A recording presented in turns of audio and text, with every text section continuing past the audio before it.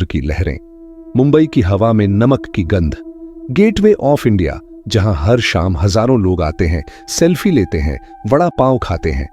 लेकिन 26 नवंबर 2008 की उस रात के बाद यह जगह बदल गई। उस रात जब 10 आतंकवादी समुद्र से आए और 3 दिन तक मुंबई को दहला दिया। 166 लोगों की मौत। आज भी कुछ लोग कहते हैं कि रात में यहां गोलियों की आवाज आती है, समुद्र से चीखें सुनाई देती हैं। यह कहानी है ओरिजिनल हॉरर स्टोरीज की।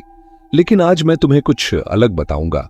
मैं तुम्हें एक सवाल पूछता हूं, क्या तुमने कभी सोचा है कि उस रात जो लोग मरे उनकी आत्माएं कहां गईं? लेकिन पहले इतिहास। 1911 किंग जॉर्ज पंचम और क्वीन मैरी भारत आने वाले थे। अंग्रेजों ने तय किया कि उनके स्वागत के लिए एक भव्य द्वार बनाया जाए। आर्किटेक्ट जॉर्ज विटेट ने डिजाइन बनाया, इंडो सारा सैनिक शैली। 1926 में यह पूरा हुआ।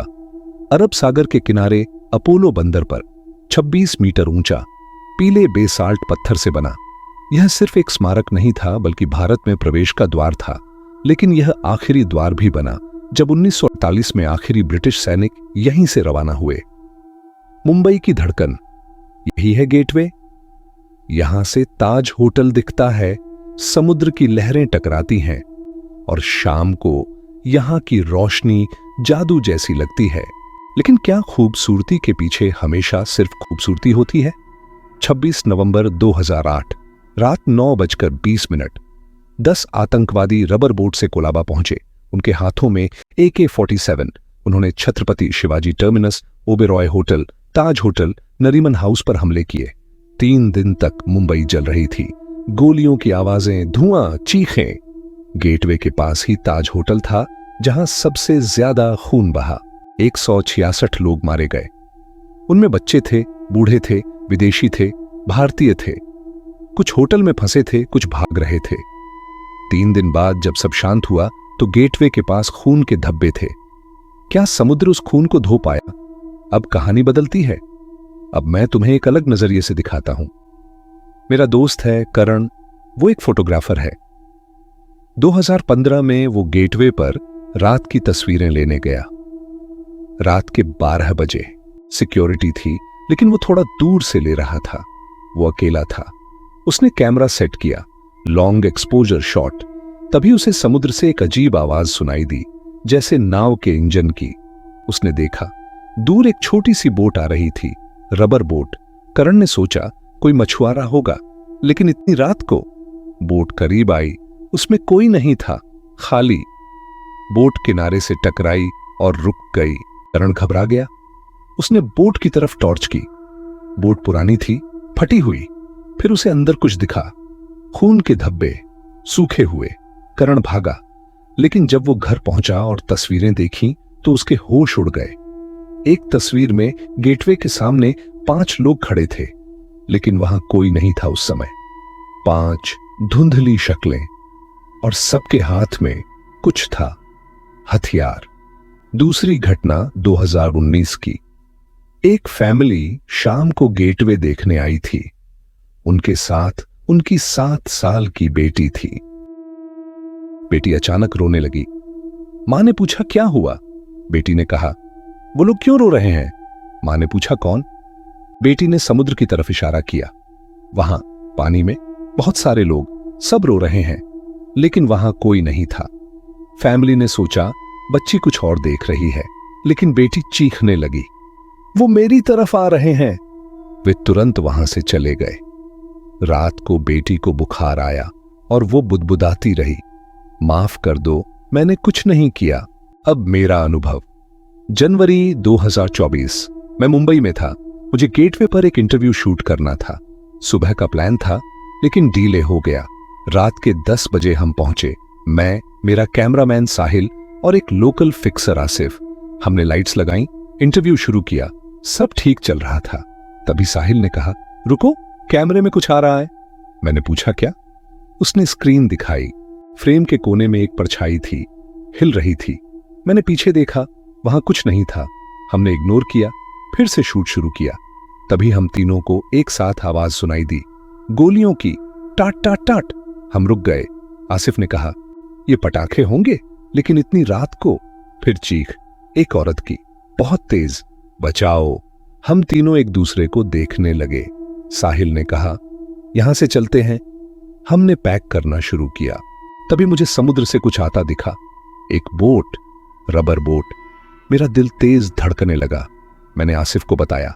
उसने देखा और चीख पड़ा। बोट में लोग थे, 5-6, लेकिन उनके चेहरे नहीं दिख रहे थे, सिर्फ अंधेरी आकृतियां बोट किनारे की तरफ आ रही थी। हम भागे, लेकिन जब हम सड़क पर पहुंचे और पीछे मुड़े तो वहां कोई बोट नहीं थी। समुद्र शांत था। हम तीनों सदमे में थे। साहिल ने कैमरे की फुटेज चेक की। वो परछाई अब भी थी, लेकिन इस बार साफ दिख रही थी। एक आदमी बंदूक लिए गेटवे के सामने खड़ा। हमने वो फुटेज डिलीट कर दी, लेकिन मुझे आज भी याद है वो चीख, बचाओ। अगर तुम कभी गेटवे जाओ तो कुछ बातों का ध्यान रखो। रात में अकेले मत जाना। अगर तुम्हें गोलियों की आवाज सुनाई दे तो घबराना नहीं, शांत खड़े रहो, प्रार्थना करो।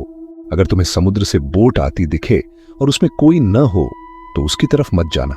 बच्चों की बात सुनो, वे कभी कभी वो देखते हैं जो हम नहीं देख पाते। अपने साथ एक सफेद कपड़ा रखो, शांति का प्रतीक।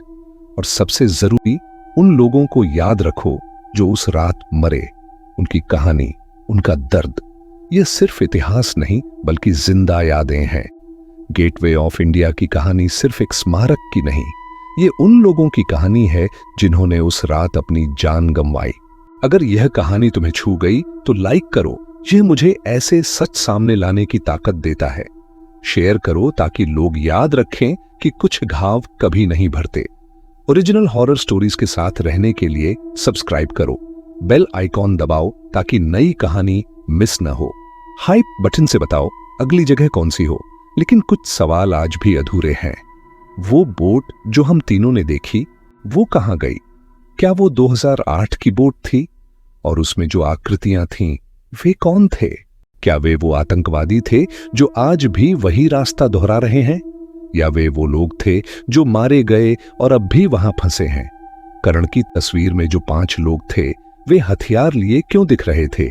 और वो बच्ची जिसने पानी में लोगों को रोते देखा, वो सच में क्या देख रही थी? सबसे रहस्यमय वो चीख, बचाओ, किसकी थी? क्या कोई आज भी मदद मांग रहा है? और जो फुटेज हमने डिलीट की, क्या उसे बचा लेना चाहिए था? क्या वो सबूत था कि वहां कुछ है? आसिफ ने बाद में बताया कि उस रात से उसे हर 26 नवंबर को बुखार आता है। क्या वो भी किसी तरह जुड़ गया है? अगली बार मैं तुम्हें ले जाऊंगा राजस्थान, जयपुर में हवा महल, जहां 953 खिड़कियां हैं। कहते हैं वो महल रानियों के लिए बना था जो पर्दे में रहती थीं। लेकिन एक रानी थी जिसे प्यार हो गया था एक गार्ड से। जब राजा को पता चला तो उसने रानी को उसी महल में कैद कर दिया। भूखा प्यासा रानी मर गई। आज भी रात में उन खिड़कियों से एक औरत दिखती है जो बाहर देख रही है। कुछ लोगों ने उसे रोते सुना है। क्या वो रानी आज भी वहां है? अगली कहानी में मिलेंगे। अपना ख्याल रखो और याद रखो, कुछ यादें पत्थर में जम जाती हैं।